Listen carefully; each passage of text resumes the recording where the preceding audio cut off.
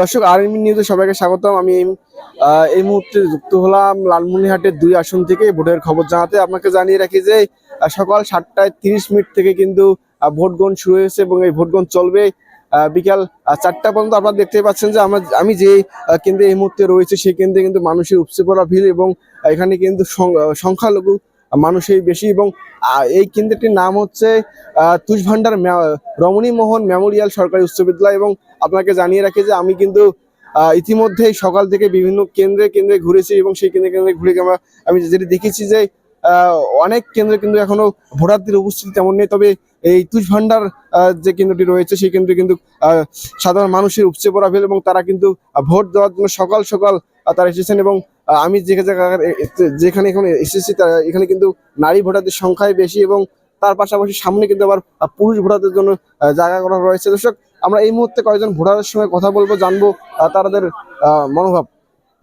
Vote দিতে এসে এখন কেমন লাগছে? ভালো লাগছে। ভালো। কোথা থেকে আসছেন? বাসা কোথায়? আমার বাসা উত্তর ঘনেশ্যাম, উত্তর ঘনেশ্যাম। কেউ কোনো ভয়ভীতি প্রদর্শন করছে কিনা? না না না না আমাদের কেউ কোনো কিছু বলে নাই।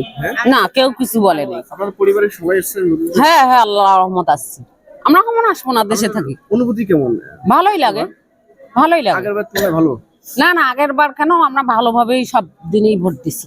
বেকার দেশের আমরা কেন মিথ্যে কথা বলবো? আমাদের কোনো গ্যাঞ্জাম নাই ইনশাআল্লাহ। পরিবারে ভোটার সংখ্যা কত? আমাদের হচ্ছে 3 জন, মেয়ের ভোটটা তো দিতে পারলো না। তারা বাইরে গেছে। হ্যাঁ, শ্বশুর বাড়িতে থাকে তো ওখানে আসতে পারিনি। আমরা 2 জন দিচ্ছি।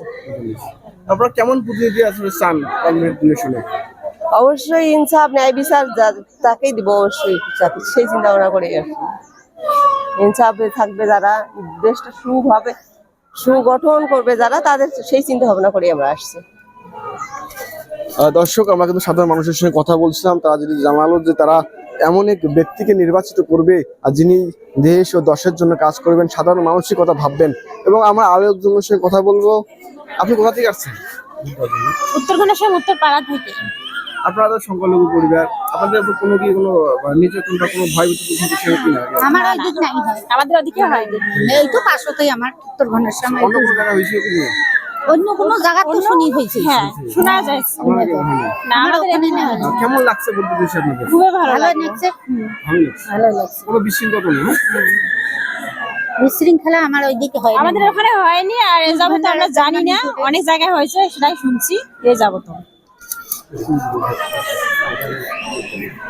দর্শক দেখতে পাচ্ছেন যে নারী যে ভোটাররা রয়েছে তারা কিন্তু সুন্দর পরিবেশের মধ্য দিয়ে লাইন বাই লাইন দাঁড়িয়ে কিন্তু তারা এই ভোট গ্রহণ করছে। দর্শক আমরা এবার আপনাদের একটু পুরুষ ভোটাররা যেখানে ভোট দিচ্ছেন সেই জায়গায় আপনাকে নিয়ে যাব। সেখানে কিন্তু তারা সেখানেও কিন্তু মানুষের উপচে পড়া ভিড়, সেখানে কিন্তু তারা লাইনে দাঁড়িয়ে কিন্তু সেই তাদের যে কাঙ্ক্ষিত ভোট বা তারা কাকে ভোট দেবেন সেই গোপন কক্ষে গিয়ে কিন্তু তারা সেই ভোট দিচ্ছেন। দর্শক আপনারা দেখতে পাচ্ছেন যে আমরা এই মুহূর্তে রয়েছি তুষভান্ডার রমণী মোহন মেমোরিয়াল সরকারি উচ্চ বিদ্যালয়ের যে কেন্দ্রটি রয়েছে সেই কেন্দ্রে। দর্শক এই জায়গায় কিন্তু পুরুষ ভোটাররা ভোট দিচ্ছে। আপনারা দেখতে পাচ্ছেন সুন্দর পরিবেশের মধ্য দিয়ে এবং এখানে কিন্তু আনসার সদস্য রয়েছে, পুলিশ রয়েছে এবং আইন শৃঙ্খলা বাহিনীর আরো অন্যান্য যে কর্মকর্তারা রয়েছে তা কিন্তু রয়েছে।